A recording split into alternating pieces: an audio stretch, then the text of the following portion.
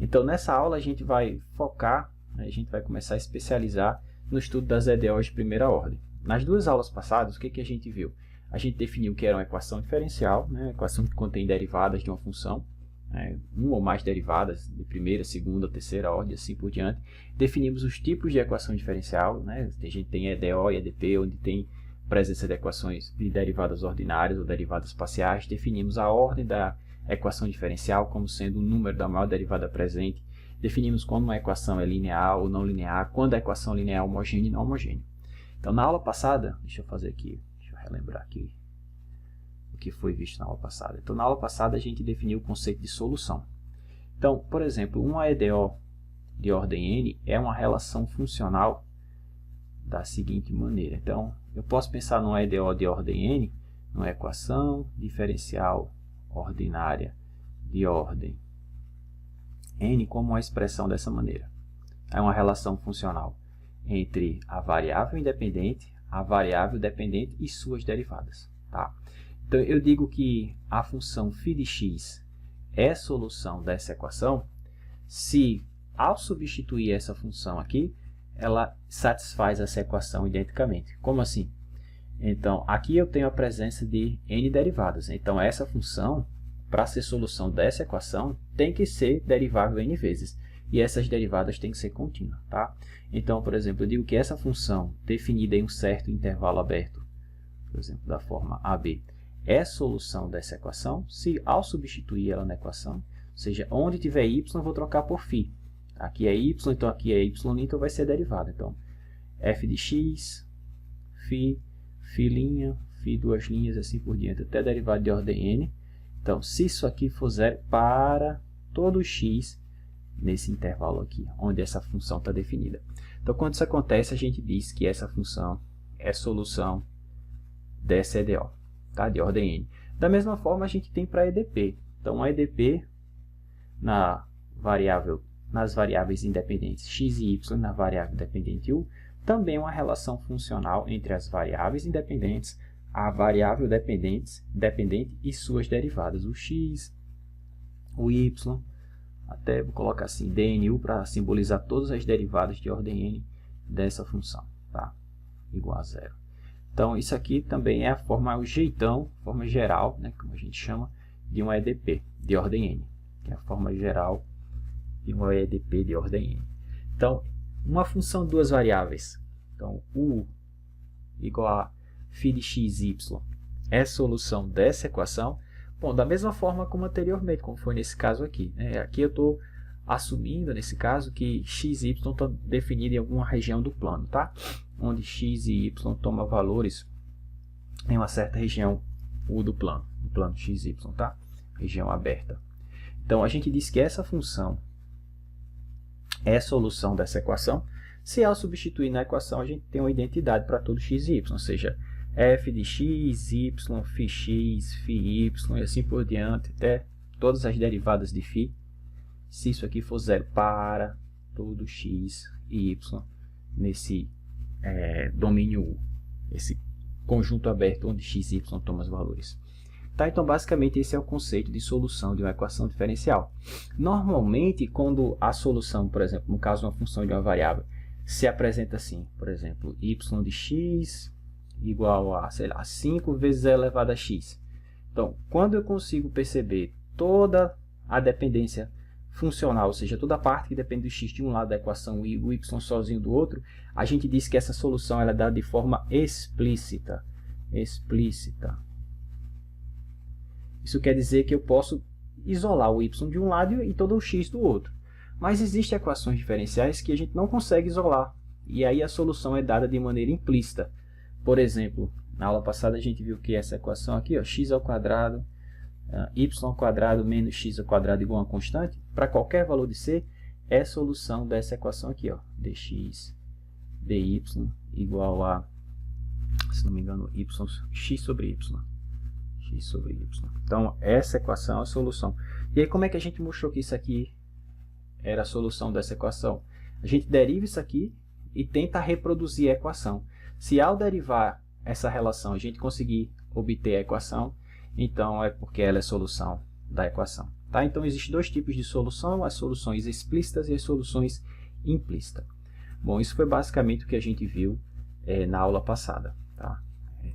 Então, qual é o nosso objetivo da aula de hoje? Então, estão listados aqui embaixo. Eu vou chamar a atenção do que a gente vai começar a ver a partir de agora. Como eu falei, a gente vai trabalhar apenas com equações diferenciais ordinárias de primeira ordem. A gente vai iniciar o estudo sistemático, vamos nas próximas aulas ver métodos que nos permitem encontrar as soluções dessas equações desse tipo. Então, na aula de hoje, os objetivos são reconhecer um EDO de primeira ordem na sua forma geral e também na forma normal. Vou falar mais sobre isso já já. Compreender o que a gente chama de problema de valor inicial, tá? ou PVI.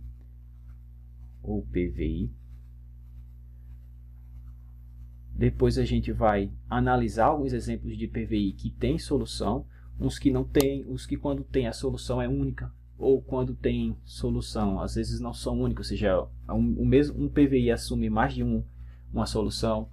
E aí a gente vai ver alguns teoremas, como o teorema de Picard, não sei se o item E e F a gente vai conseguir na aula de hoje, mas pelo menos até o teorema de Picard, que é o teorema que a gente chama de teorema de existência e unicidade, é o teorema que vai nos garantir sobre que condições o PVI tem solução. Tá? Então, o que é PVI? Né? O que a gente chama de PVI? PVI é a abreviação do que a gente chama de problema de valor inicial. Então, a ideia é o seguinte. Como a gente já viu, toda equação diferencial de ordem n pode ser escrito, né, nesse formato aqui. Mas eu quero trabalhar só com a equação diferencial de primeira ordem. Então, o nosso n agora é fixado como 1. Então, uma equação diferencial de primeira ordem pode ser escrita como uma relação dessa maneira. Tá? Então, aqui é a nossa EDO de primeira ordem. Em alguns casos, é possível, a gente chama isso aqui de forma geral.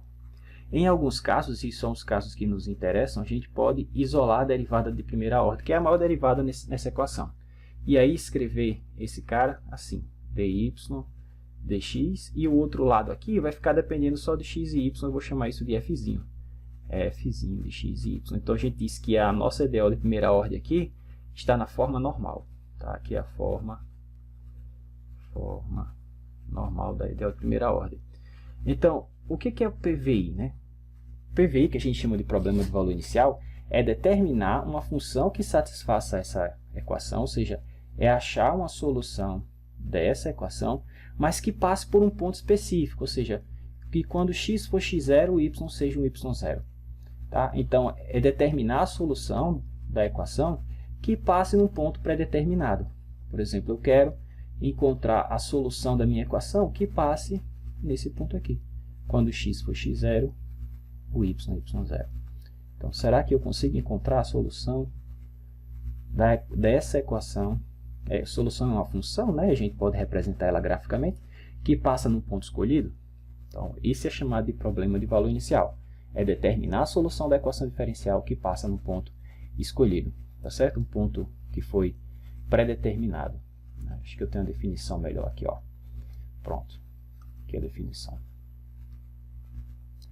Então, a gente chama isso de problema de valor inicial ou abreviado, de forma abreviada, PVI, que consiste em determinar a solução da equação diferencial, ou seja, determinar a solução da EDO de primeira ordem que satisfaz uma condição dada. Normalmente, essa condição é dada no tempo. Né? Normalmente, em problemas de dinâmica que envolvem, né, por exemplo, um objeto se deslocando, normalmente a gente tem y como função do tempo. E aí, normalmente, a condição é dada no tempo t igual a zero. Então, é comum a gente resolver algo desse tipo, determinar a solução da equação, por exemplo, dy dt igual a uma função de, agora a variável independente seria o tempo, certo?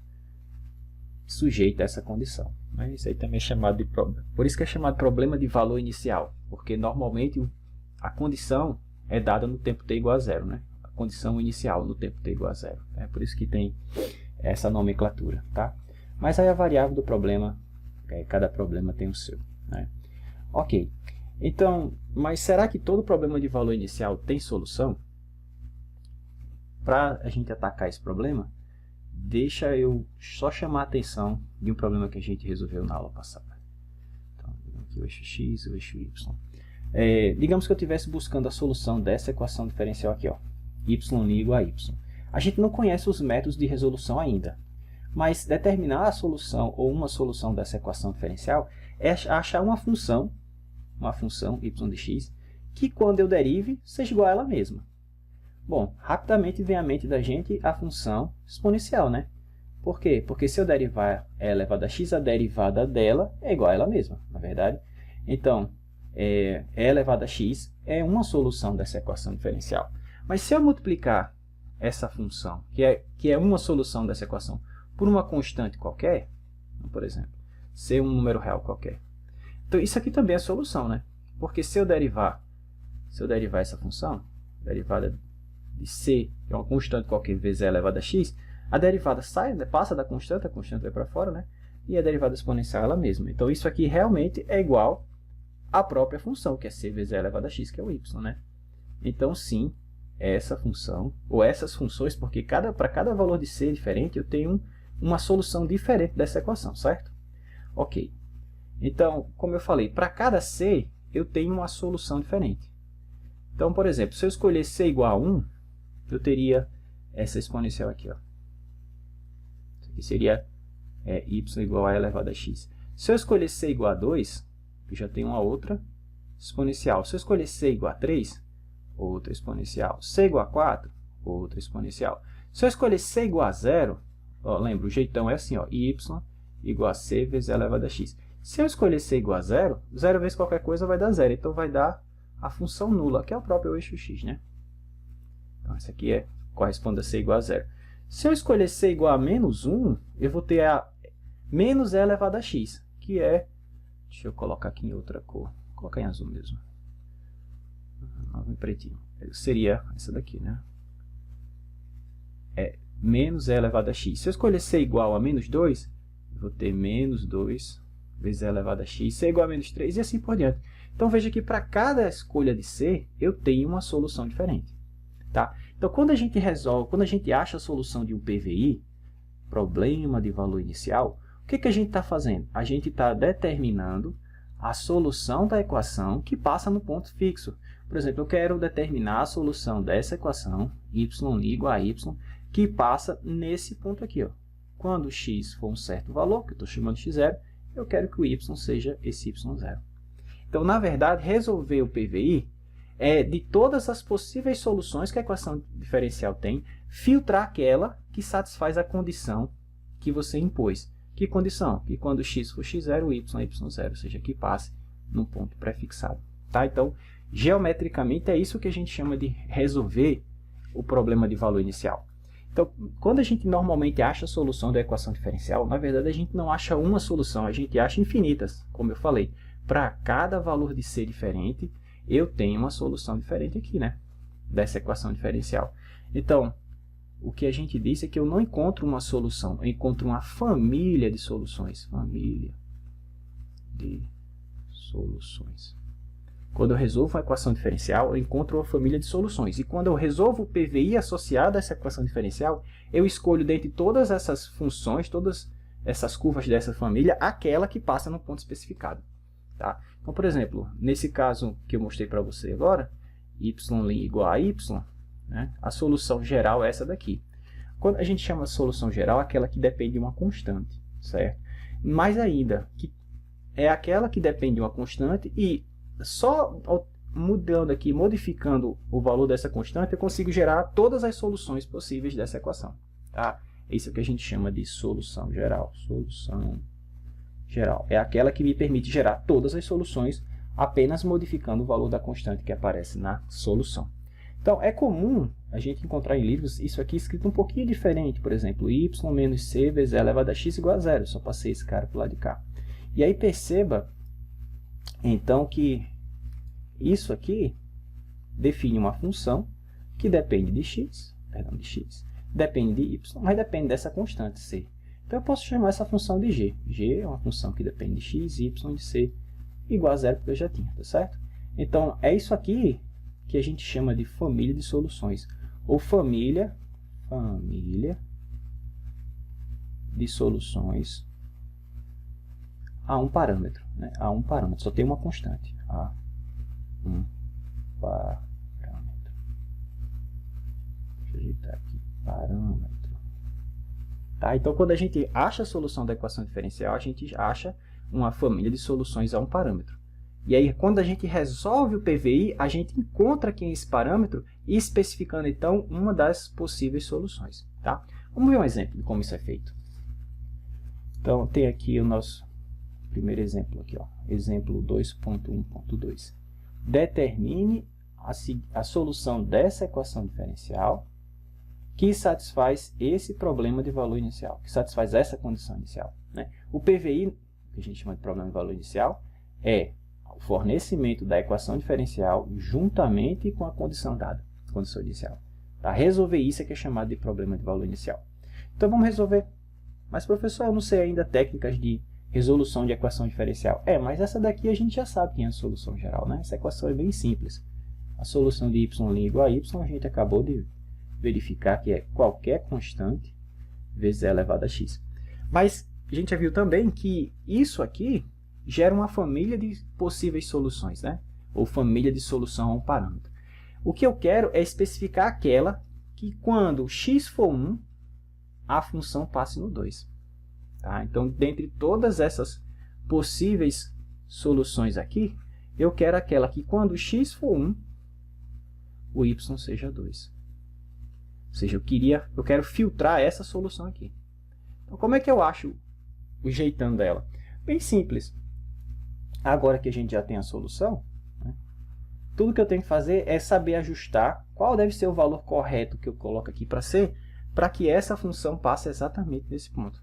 Mas é só uma questão de substituição. Você substitui x por 1 aqui, mas se eu colocar x igual a 1, eu tenho que colocar x igual a 1 aqui. E o resultado disso tem que ser quanto? 2. Tá? Então, y de 1, que é 2, foi a condição dada no problema. Isso é c vezes e elevado a... Bom, vou substituir x por 1, né? Porque já, se eu coloquei x igual a 1 aqui, eu tenho que colocar x igual a 1 em toda a ocorrência de x nessa expressão. Tá? Então, isso aqui vai me dar o seguinte, se eu passar esse cara dividindo, e elevado a 1 é e, né? Então, c vai ficar 2 sobre e, ou ainda 2 vezes e elevado a menos 1.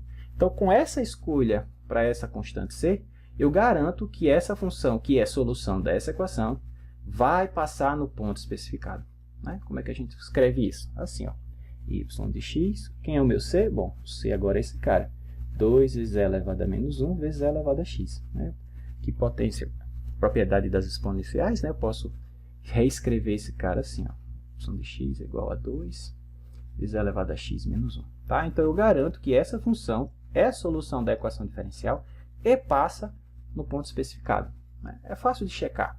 Que ela é solução, é só derivar e substituir. Né? A gente percebe rapidamente. E que ela passa no ponto, a gente checa, olha só. Quando x for 1, o resultado disso tem que ser 2. Será que vai dar? Vamos lá.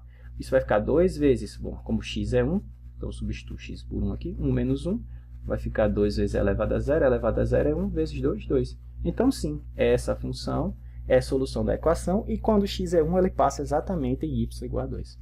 Tá? Então, aqui está uma breve representação gráfica das famílias de soluções da equação diferencial y igual a y, né? Como eu tinha feito ali em cima. Então, o que eu quero é, dentre todas essas possíveis, filtrar aquela que passa exatamente no ponto 1, 2.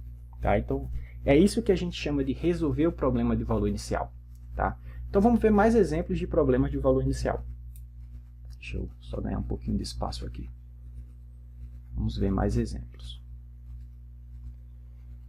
Então, o primeiro exemplo aqui diz o seguinte. O segundo exemplo, né, na nossa ordem aqui. Exemplo 213. Ele pede para a gente resolver esse problema de valor inicial. Qual é o problema de valor inicial? A equação diferencial é essa aqui, ó.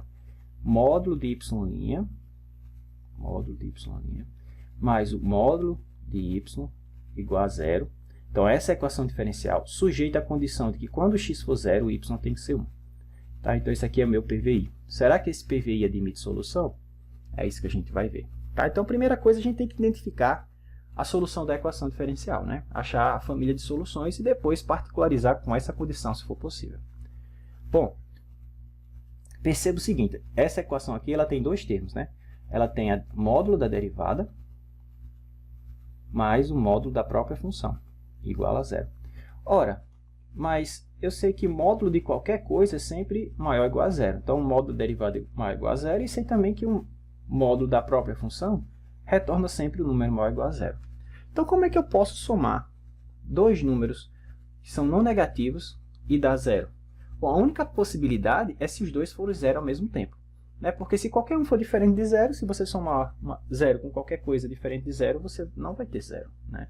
E não tem a possibilidade desse cara ser negativo e esse ser positivo para você ter essa compensação e dar zero. Por quê? Porque esses dois são sempre positivos. Então, isso aqui só acontece se esse cara for zero e se esse cara for zero ao mesmo tempo. Certo? Bom, mas se o módulo da função é zero para todo x, é porque essa função é zero para qualquer x. Do contrário, teria algum x onde ela não seria zero. Né? Então, a solução dessa equação é a função nula. É a função que retorna zero para qualquer x que você me der. Né? E está correto, né? Se você colocar aqui, ó, aqui vai dar zero. Se você colocar a derivada de zero, é zero. E zero mais zero vai dar zero. Então, está tudo certinho. Agora, então, essa é a solução da equação diferencial. Mas qual é a solução do PVI? É aquela função que satisfaz a equação diferencial e passa no ponto dado. Pergunta, tem como essa função satisfazer esse PVI? Resposta, não. Porque para satisfazer, ela teria que, quando x fosse zero, ela teria que passar em y igual a 1. Mas a nossa função retorna zero para qualquer x, né? Então, isso não é igual a isso. Tá? Então, esse PVI não admite solução. A equação diferencial admite solução, mas o PVI não. Tá? Então, esse PVI não admite solução. Ok? Se a condição fosse y de 0 igual a 0, então esse PVI aqui teria solução. Mas esse PVI aqui não tem. Tá? Ok, vamos ver outro exemplo. Então, nosso primeiro exemplo aqui, um PVI sem solução. Vamos ver esse outro aqui. Vamos ver esse próximo exemplo, que ele diz o seguinte, novamente, determine a solução do seguinte PVI. Então, a equação diferencial é y' igual a x vezes raiz de y, sujeita à condição de que quando x for zero, o y é zero. Tá? Então, eu quero achar a solução desse carinha. Bom, novamente, a gente não viu nenhum método ainda que nos permita encontrar a solução das equações diferenciais. Na próxima aula a gente vai ver. Mas aqui não é muito difícil perceber que também a função nula, y igual a zero, também é a solução dessa equação. Porque, olha só, qual é a derivada da função nula? A derivada da constante é zero, né? Então, se você colocar zero aqui e colocar zero aqui, que é o y, né? Você vai ter zero é igual a x vezes raiz de zero. Ora, isso é zero igual a zero. Então, com certeza, essa função é solução da equação. Então, essa função, a função nula, aqui, é solução dessa equação diferencial. É uma delas, né? E ela satisfaz a condição y de 0 igual a 0. Show de bola! Então, essa função satisfaz a equação diferencial e resolve o nosso PVI. O problema é que existem outras funções que também satisfazem.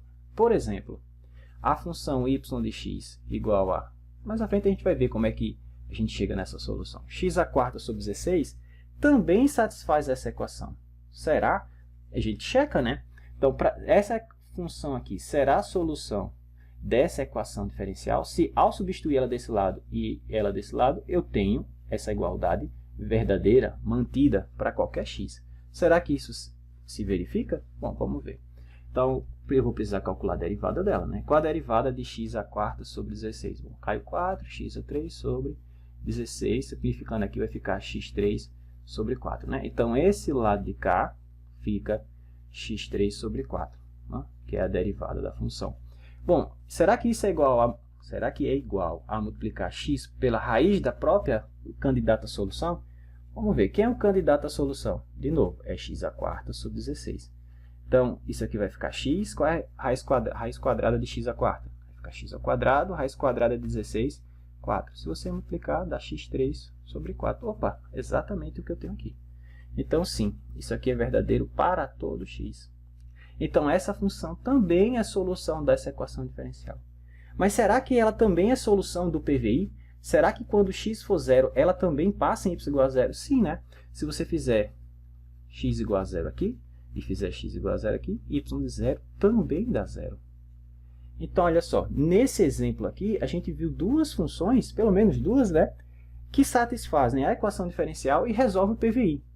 Então, no exemplo anterior, PVI não tinha solução. Nesse aqui, ele tem mais de uma, tem pelo menos duas. Então a solução não foi única. Existiu, mas não foi única.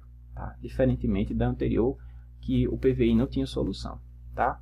Então, vimos um exemplo onde o PVI não admitia solução e onde o PVI admitia mais de uma solução. Mas será que tem aí casos onde o PVI admite exatamente uma solução? A gente vai ver que sim. Tá? Por exemplo, é o conteúdo do próximo exemplo. Deixa eu mostrar aqui. Então, no próximo exemplo, a gente vai mostrar que a solução do PVI é única. Tá? Então, vamos lá. É exatamente esse exemplo aqui. Então, vamos resolver o seguinte PVI. A minha equação diferencial vai ser essa aqui, ó, dy dx igual a uma função qualquer de x. Tá? Esse f é uma função qualquer. A única imposição que eu vou colocar nessa f é que ela seja contínua. Tá? Então, f pode ser qualquer coisa, mas tem que ser contínua. Tá? Então, será que essa equação diferencial sujeita à condição de que quando x for um certo x0, o resultado disso seja um y0? Será que esse PVI admite solução? E se admite solução, será que essa solução é única? A gente vai ver que sim. Tá? Então, como é que a gente vê isso? Bom, como é que eu garanto que essa equação tem solução? Bom, lá do cálculo, a gente viu que... Como é que a gente chama uma função cuja derivada é exatamente igual a outra? Qual a relação entre esses dois caras? Bom, a gente disse que uma é primitiva da outra, né? Então, fzinho de x é uma, na verdade, y de x é uma primitiva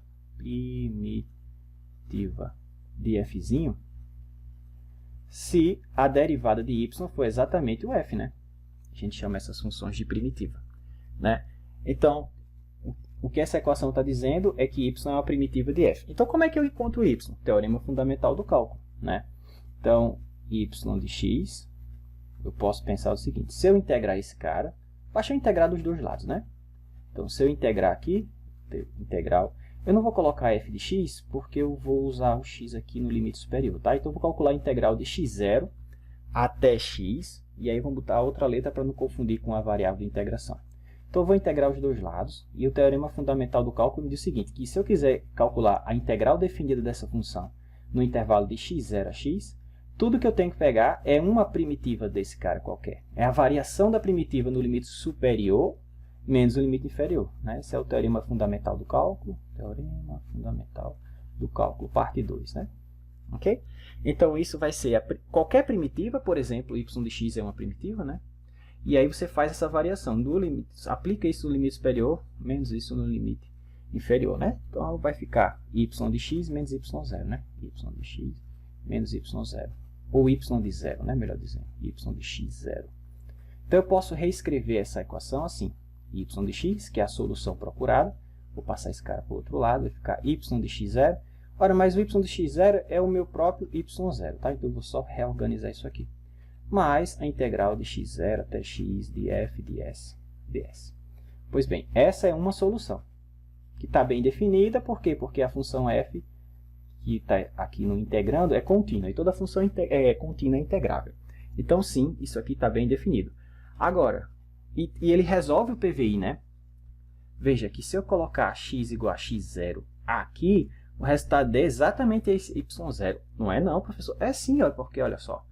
Porque se eu colocar x0 aqui, eu vou ter que colocar x0 aqui, né? E a integral de x0 a x0 de qualquer coisa é zero. Porque você está calculando, entre aspas, a área de x0 até ele mesmo. Então, não existe área aqui, né?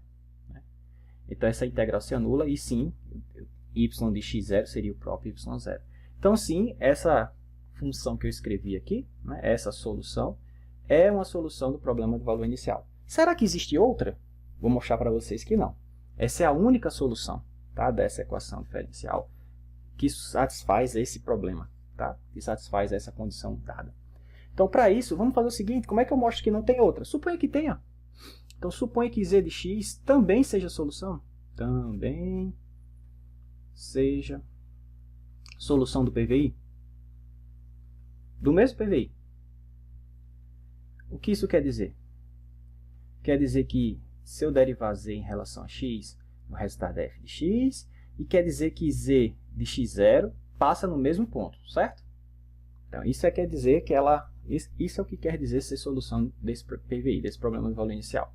Pois bem, Então, mas eu quero mostrar que não existe essa função, que só existe essa. Então, como é que eu faço isso? Eu suponho que ela existe e mostro que ela é igual a essa outra.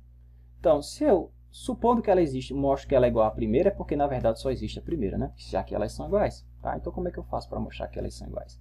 Assim, ó, eu vou criar uma outra função, h de x, como sendo a diferença entre elas duas. Tá? Ok. E aí, nota o seguinte, se eu derivar h, calcular h', então isso vai ficar y' de x menos z' de x, certo? Só que y satisfaz essa equação diferencial aqui, né? Ó. Y' é igual a f de x. Show! Então eu posso substituir por f de x aqui. F de x. Mas o z também satisfaz a mesma equação. Ó. dz dx também é igual a f. Olha que legal. Então f menos f, zero, para qualquer x. Então, como é que a gente chama uma função cuja derivada é zero para todo x? Que função é essa? Bom, só pode ser uma função constante, né? Então, essa função ela é constante. Porque a função constante é a única cuja derivada é zero para qualquer valor de x. Certo? Então, isso para todo x.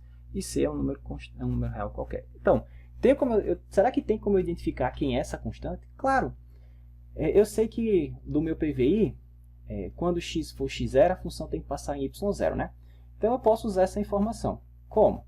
Assim, eu vou calcular o h de x0. Bom, mas h de x0, por definição, é y de x0 menos z de x0, certo? Beleza. Só que o y de x0 é y0. E o z de x0 é y0 também, porque, lembra? Eu falei que essa função satisfaz o mesmo PVI. Ah, então olha só o que a gente chegou. y0 menos y0 é igual a y. Então, h de x0 é 0. Mas o que quer dizer? Bom, o que essa minha função h faz? Qualquer coisa que você coloca aqui, ela cospe o quê? C. Então, aqui é C. Então, está dizendo que C, no final das contas, é 0. Mas se C é 0, então h de x é 0 para todo x. Mas quem é h de x? Olha que massa. É y de x menos z de x.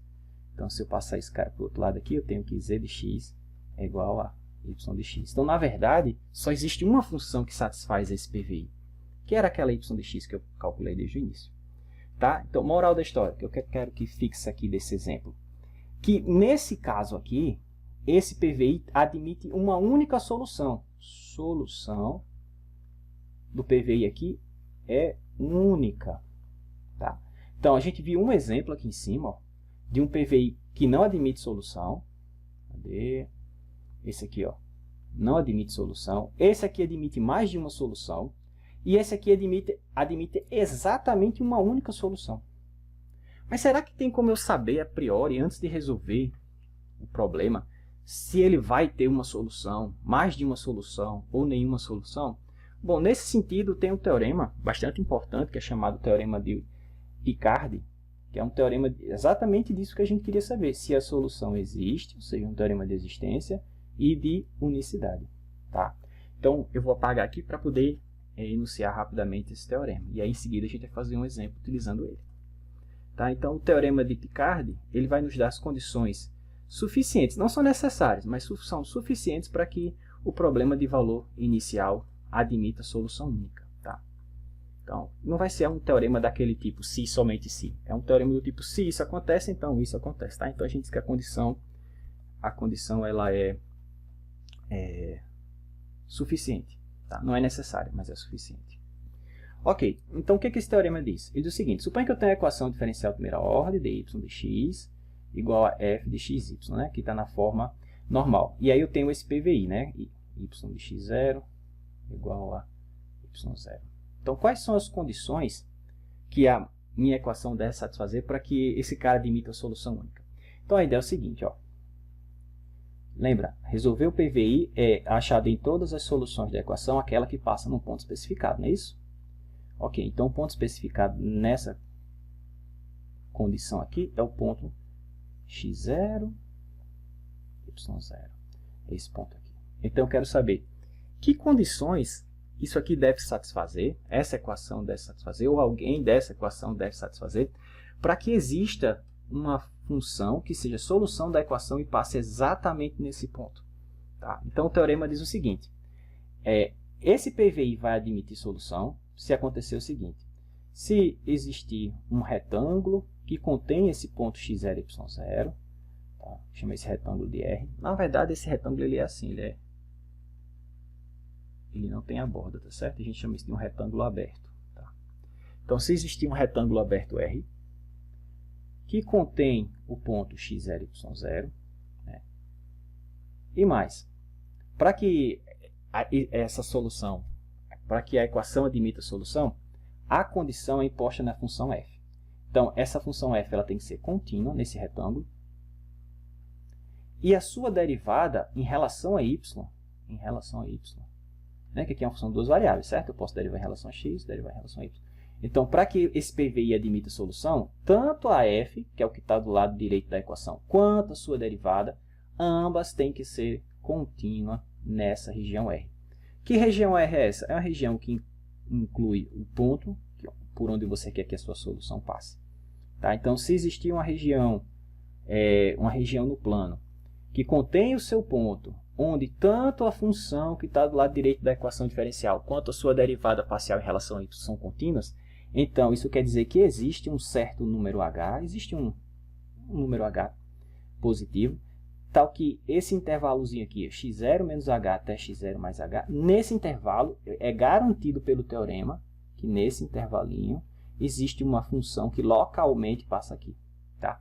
Eu não tenho como falar fora desse intervalo aqui, desse intervalo I, que é o intervalo x0 menos h, x0 mais h. Fora eu não sei, pode ser que eu possa prolongar essa solução para mais para frente, mais para trás, tá? Pode ser que eu possa estender a solução. Mas o teorema me garante que pelo menos localmente, ou seja, perto do ponto, vai existir solução, desde que a função que está do lado direito da equação diferencial e a sua derivada parcial em relação a y sejam contínuas. Então, se isso for verdadeiro, você tem a certeza que você consegue, que o problema do valor inicial vai ter solução, e então você pode procurar a solução, já que você tem certeza que existe, né? Uma coisa é você procurar a solução sem saber se ela existe, outra coisa é sabendo que ela existe. Tá? Então, por causa disso, a gente diz que o caráter dessa solução é local. O teorema só me garante a existência aqui, ó, perto desse ponto. Eu não tenho como falar fora dessa região, tá certo? Mas próximo aqui, eu garanto que a solução existe. Tá? Então, vamos olhar o que aconteceu de errado nos exemplos anteriores, onde não tivemos soluções, ou as soluções eram mais de uma, né? Não era única, ou no caso onde a solução foi única. Então, o primeiro caso que a gente viu, que foi esse aqui, o problema é que a solução era incompatível, ou a condição inicial era incompatível com a solução, né? A equação diferencial tinha solução, era y de 0 igual a 0, né? Só que essa função não tem como passar em 1 quando x for 0. Então, esse era o problema dessa equação. Já nesse daqui, ó, vamos tentar utilizar o teorema de Picard para ver o que acontece. A minha equação diferencial ela se escreve assim: dy dx igual a x raiz de y. Então, tudo isso aqui que está do lado direito da equação vai ser o meu f de xy, tá certo? Então, meu f de xy aqui é x raiz de y, tá? Então, o ponto de interesse para a gente, lá no exemplo, era a origem, né? Então, deixa eu fazer aqui um desenho para representar a origem. X e y. Então, eu queria saber se o problema de valor inicial, se determinar a solução da equação que passava por esse ponto, se tinha solução. No caso, a gente viu que tinha mais de uma, né? Então, por que isso acontece? Por que isso acontece?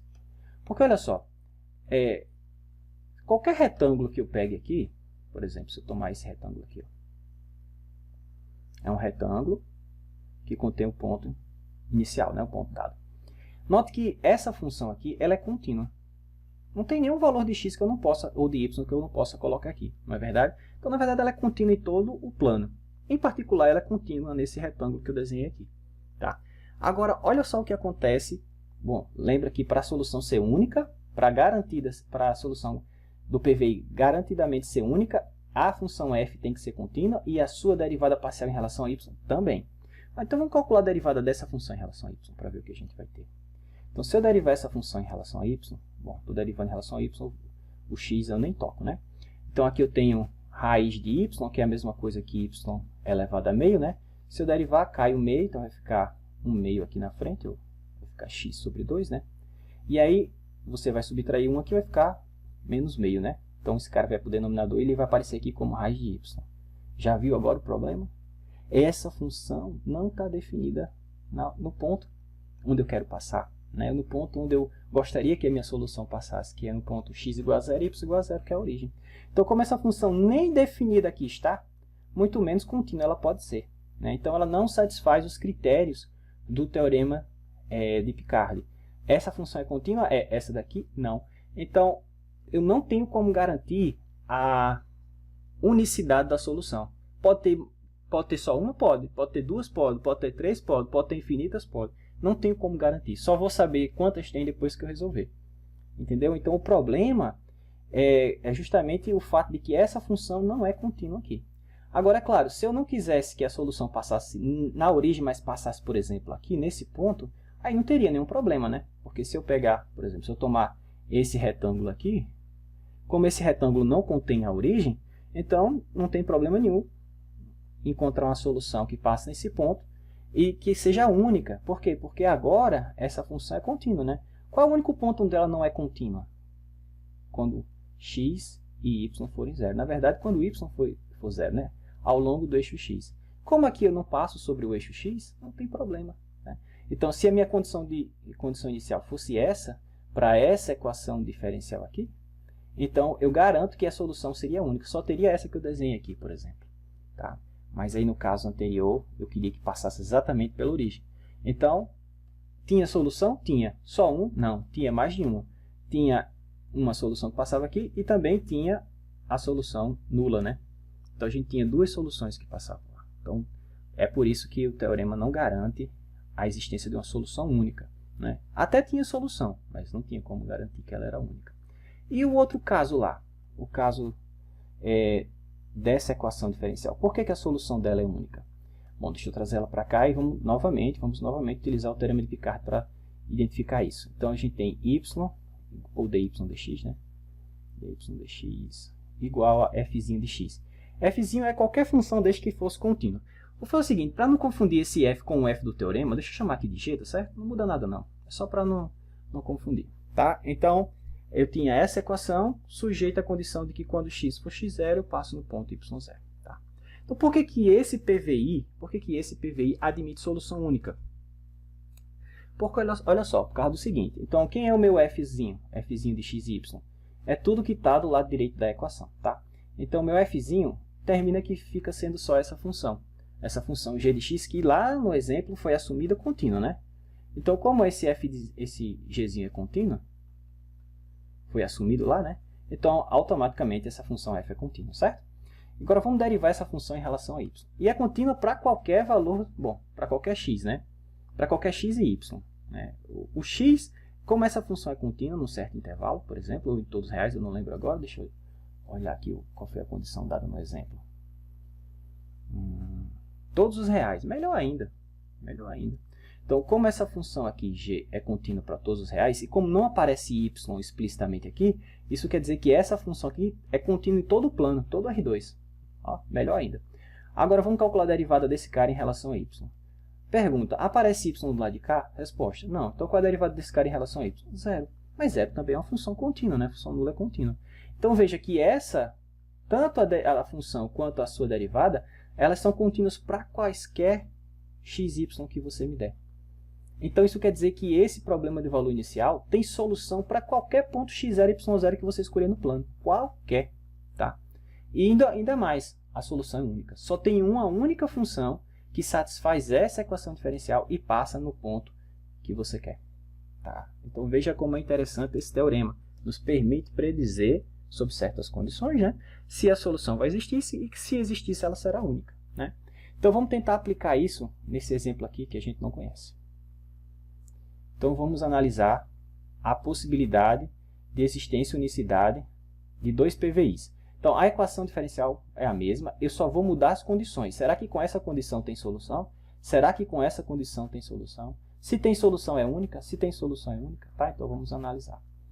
Então, qual é a equação diferencial? Essa aqui, ó, dy dx igual a 3y elevado a 2/3. Tá?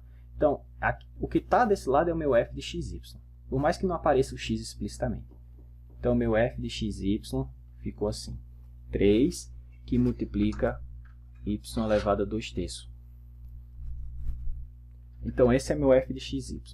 Então, será que ele satisfaz as condições do teorema, né, o teorema de Picard. Vamos ver. Essa função aqui tem algum valor para y que eu não possa colocar aqui, ou x? Não. Então ela é contínua para qualquer x e y. Contínua para todo x e y lá no plano. Muito bom. Agora vamos calcular a derivada dela em relação a y. Então, se eu derivar esse cara em relação a y, eu tenho y elevado a 2/3, se eu derivar k 2/3, subtrair 1, então aqui vai ficar menos 1/3, não é isso? Então, vai ficar o seguinte, a derivada ficou 3 vezes 2/3 de y elevado a menos 1/3. Esse menos 1 pode passar o y para baixo, né? E aí, no final das contas, a derivada vai ficar assim, cancelou 3 com 3, 2 sobre y elevado a 1/3 é raiz cúbica de y, né? Então, olha só, sempre que aparece alguma coisa no denominador, né, já acende aí uma luzinha, né? Então, olha só, então a função em si, o lado direito da equação diferencial é contínuo para todo x e y. Já esse cara aqui não é contínuo se y for zero. Então, para y diferente de zero, ela é contínua.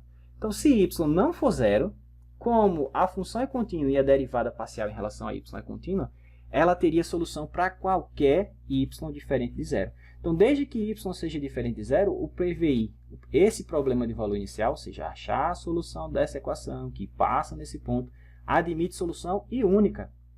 Só não vai ter solução única garantida se y for zero. Então, olha aqui. Então, nesse caso aqui, será que o meu PVI tem solução? Tem. Esse PVI tem solução única. Solução única. É garantido pelo teorema. E esse aqui? Não. Não é garantida a solução ser única, tá? Pode existir, e se existir, pode ter mais de uma. Tá? Então, não tem como afirmar se a solução vai ser única. Bom, na verdade, a gente consegue até mostrar que não é única, né? Não é muito difícil de perceber isso, não. Por exemplo, a função constante, a função nula y igual a x, perdão, y de x igual a zero, para todo x, é a solução dessa equação, né? Porque se você derivar ela, derivada de y de x é zero, porque a derivada de zero é zero. E se você colocar a função aqui desse lado, que é y de x igual a zero, 0 vezes 3 vai dar zero. Então, ficaria 0, que vem da derivada, e 3 vezes 0, que é a própria função, também daria zero. Então, essa função y de x igual a zero satisfaz a equação e satisfaz o PVI, né? Então, porque quando x for zero aqui é zero, para todo x, inclusive para x igual a zero. Então, essa função é a solução. Uma outra função que também é solução dessa equação, vocês vão ver mais à frente, quando a gente aprender os métodos, é o seguinte, x ao cubo. X ao cubo também é solução dessa equação diferencial, você pode checar derivando, e também passa, e quando x for zero, passa na origem, né? Quando x for zero, aqui dá zero também, né? Então, esse problema de valor inicial admite solução? Sim, mas não é única. Encontramos pelo menos duas funções que satisfazem o PVI. Por que eu não posso garantir que ela é única? Porque essa função não satisfaz as condições do teorema, né? Para que a solução exista e seja única, a função f de x tem que ser contínua e a sua derivada parcial em relação a y também. Aí a gente viu que se y for zero, se tiver essa possibilidade, quebra as condições do teorema. Tá certo? Show de bola. Então, para terminar, para não estender muito essa aula, vou fazer o seguinte, eu vou aplicar o teorema de Picard, o teorema de existência e unicidade, para um caso particular, mas é um caso que, apesar de ser particular, é um caso que a gente vai trabalhar bastante, que são os casos lineares, né? As EDOs lineares de primeira ordem. Né? Essas aqui são muito bem comportadas, né? Vocês vão ver agora por quê. Ok. Então, novamente, a gente já viu na aula passada que a forma geral de uma equação diferencial de ordem n, porém linear, é a seguinte. ANX DYN DXN mais até A1x dy dx mais A0 x y de x igual a uma certa função. A gente disse que essa equação ela é homogênea quando esse g de x for zero. Se for diferente de zero, a gente diz que essa equação é não homogênea. Mas aqui é um EDO de ordem n. Eu quero um de ordem 1. Então, de ordem 1 não tem nenhum desses termos. Né? Perdão, não tem nenhum desses termos até aqui. Né? Você fica só com essa parte. Né? Porque aqui a maior derivada é 1. Então, vamos pegar aqui a nossa EDO de primeira ordem linear. Então, ela fica escrita assim. A1x, aqui é uma função qualquer de x, tá? Vezes a derivada de y em relação a x, mais A0 de x vezes y de x, igual a essa função g de x. Então, para simplificar, eu vou dividir todo mundo por A1 de x. Por que eu posso fazer isso? Porque isso aqui não é zero. Mas por que isso aqui não pode ser zero? Porque se isso aqui fosse zero, não teria derivada. Se não tem derivada, isso aqui não é equação diferencial, tá bom? Então, sempre posso dividir pelo termo aqui da maior derivada. Fazendo isso aqui fica 1, e aí a gente vai ter o seguinte, dy dx, ou y, né? De forma mais compacta. E aqui você vai ter a0 sobre a1. Você tem uma função de x dividido por outra função de x, vai dar outra função de x, tá? Eu vou chamar essa função de p. Então, p de x. E aí você tem g dividido por a1. Então, uma função de x dividido por outra função de x dá outra função de x, tá certo? Eu vou chamar isso de r de x. Então, a gente chama isso aqui de forma padrão de uma EDO de primeira ordem linear, que é a forma padrão dela, tá certo? Forma padrão, ó, de uma EDO linear de primeira ordem, tá? Ok. Então, vou aplicar o teorema de Picard para essa equação e a gente vai descobrir quais as condições que a função P e R deve satisfazer para que essa equação sempre admita solução única, para que o PVI aqui admita solução única. Tá? Eu vou garantir que esse cara sempre vai ter solução e que a solução é única. Então, como é que eu faço isso? Da seguinte maneira. Então, sempre eu tenho que colocar primeiro a equação nesse formato para descobrir quem é o F, né? E lembra, o teorema diz que o PVI vai ter solução única se F for contínua e se a derivada de F em relação a Y for, né? Então, a primeira coisa é colocar a equação nesse formato, tá? Então, a derivada está aqui, eu vou isolar ela. Tudo que não for derivada, eu vou passar para o lado de lá. Então, ficou assim, ó, dy dx, tem um r de x que já estava do outro lado, esse cara está somando, vai passar para o outro lado, subtraindo menos, p de x vezes y. Então, tudo isso aqui, ó, é meu f de xy, tá? Isso aqui é o meu fzinho de xy. Então, isso aqui deu r de x menos p de x vezes y. Agora eu vou calcular, eu preciso dele e da derivada em relação a y, tá? Então, se eu derivar esse cara em relação a y, veja que não tem y aqui, então a derivada disso é zero. Só tem y aqui, a derivada de y em relação a y é 1. Então, sobrou menos p de x, tá? Então, pergunta, quando é que isso aqui e isso aqui são contínuos? Porque essa é a condição do teorema, né? Para que essa equação diferencial sujeita a essa condição, y de x0 igual a y0, para que esse PVI aqui admita solução única, essa função e essa função, essas duas funções têm que ser contínuas numa região retangular que contém o ponto x0 e y0, tá? Então, digamos que aqui é o ponto x0 e y0 em questão. x0, y0, tá? Aqui é o meu ponto especial. Então, esse PVI vai ter solução, vai admitir solução única, se isso for contínuo e isso for contínuo. Ora, isso aqui não depende de y. Bom, depende, tem o y aqui, mas não tem nenhum problema o y assumir qualquer valor. Então, a única coisa que poderia trazer como empecilho para a gente seria essas duas funções de x que eu não conheço. Bom, conheço se for dada a equação, né? Se for dada a equação, eu sei quem é p e q, mas aqui, como não tenho, estou trabalhando de forma genérica, tá? Então, para que isso aqui seja contínua, basta que essas duas funções também sejam, né? Então, se p e r forem contínuas, com certeza f é. Que é a diferença de duas funções contínuas é uma função contínua, tá? E, bom, e se p for contínuo, menos p também é contínuo. Então, para uma equação linear, para uma equação diferencial linear de primeira ordem, esse PVI sempre vai ter solução desde que as funções p e r, que aparecem aqui na equação, sejam contínuas, tá? Bom, elas vão ser contínuas para todos os reais? Não necessariamente, mas pelo menos em algum intervalo. Então, digamos que elas são contínuas em um certo intervalo aqui, ó, sei lá, intervalo da forma AB. Então, digamos que essas duas funções sejam contínuas nesse mesmo intervalo. Então, é garantido, né, que existe uma função φ de x pelo teorema de Picard, também definida pelo menos nesse intervalo, tá? De forma que ela faz a equação diferencial e passa nesse ponto. Olha que legal. Então, esse intervalo que é garantido pelo teorema é chamado intervalo de existência, tá? É o intervalo onde a solução existe, tá? Porque o teorema de Picard diz que existe um intervalo centrado em x0, algo do tipo x0 menos h, x0 mais h, né? Aqui ele é mais específico ainda. Pelo menos a equação, vai existir a solução da equação, pelo menos nesse intervalo, que eu estou chamando aqui de I, onde as funções P e R são contínuas. Tá? Pelo menos. Talvez eu possa estender um pouco mais. Às vezes é possível. Então, quando a gente estende o máximo esse intervalo, o intervalo máximo da função está definido, é chamado intervalo maximal de existência, né? Vocês vão ver isso mais à frente. E aí essa solução é chamada de solução maximal. Tá? Então, para terminar a aula, de fazer esse exemplo aqui, a gente fica por aqui nesse exemplo e na próxima aula eu retorno com mais informações sobre equações diferenciais de primeira ordem.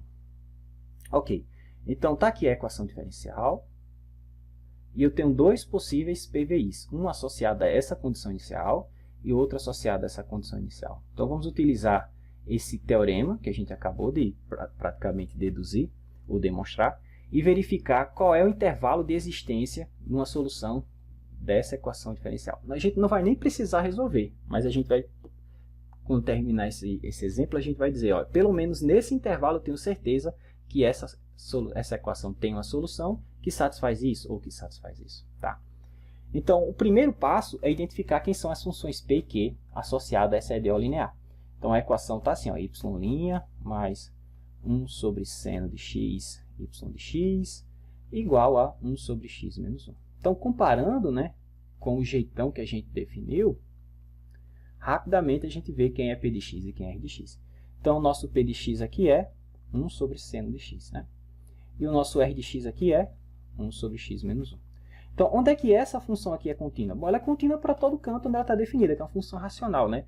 Toda função racional é definida no seu, ela é contínua no seu domínio de definição. O único canto onde essa função não está definida é x igual a 1. Então, desde que x seja diferente de 1, ela é contínua, certo? Show, contínua.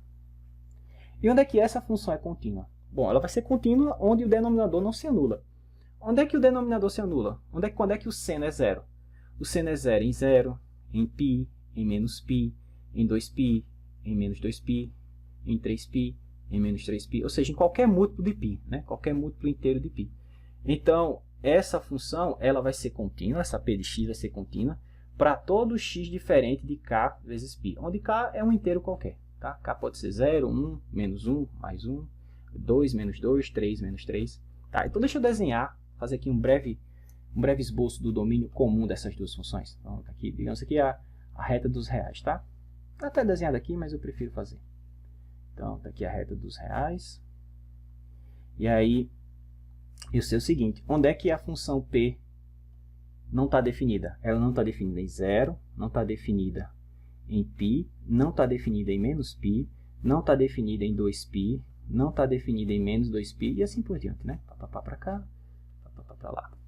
E onde é que a função R de x não está definida? Em x igual a 1. Então, digamos que aqui seja x igual a 1. Tá? Não está definida aqui. Tá? Então, essas duas funções são contínuas em qualquer ponto excluído essas bolinhas abertas. Tá? Então, o teorema que a gente acabou de verificar, né, o teorema de existência e unicidade para equações diferenciais lineares, nos garante que desde que o seu problema de valor inicial não contenha nenhum desses caras aqui, né, o intervalo dessas funções esteja definido, não contenha nenhum desses caras aqui, estamos bem. Né?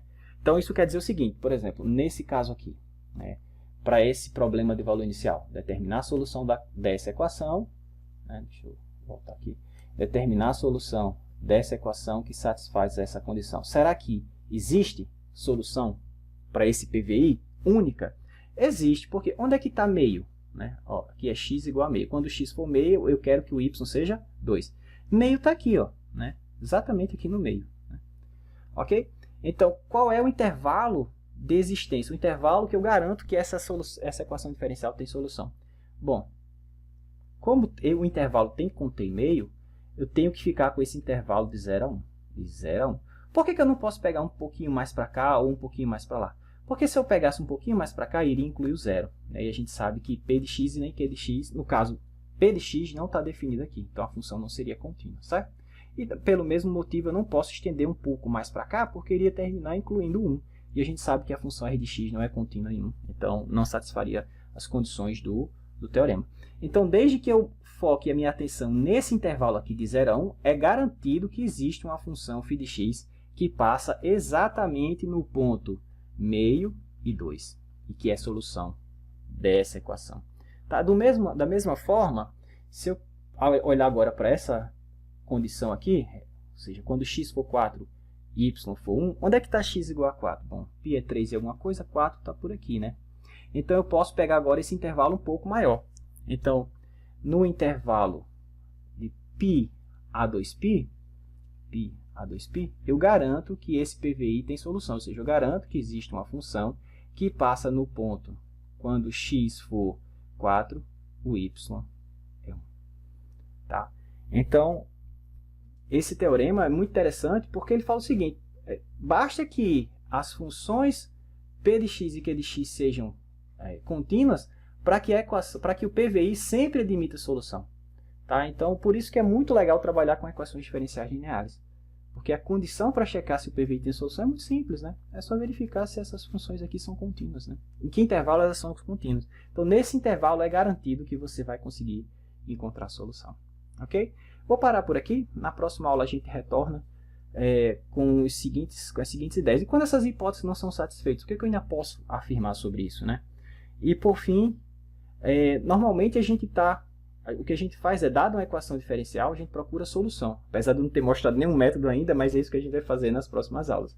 Então, normalmente, dada uma equação diferencial, por exemplo, uma equação diferencial de primeira ordem, algo assim, ó. Então, o que a gente quer fazer é encontrar a família de soluções, né? A função g de x, y e c que satisfaz esse cara. Claro, se eu fixar um ponto por onde a função tem que passar, eu descubro quem é esse c, né? Que é o que a gente chama de problema de valor inicial, né? Ok. Mas, e se eu quiser o contrário? E se eu te fornecer a família de soluções? Como é que eu acho a equação que deu origem a ela? De novo, o que a gente faz é, dada a equação diferencial, resolve. E se eu tenho a solução? Como é que eu acho a equação diferencial cuja solução é esse cara que foi dado? Então é isso que a gente vai ver na próxima aula. Beleza?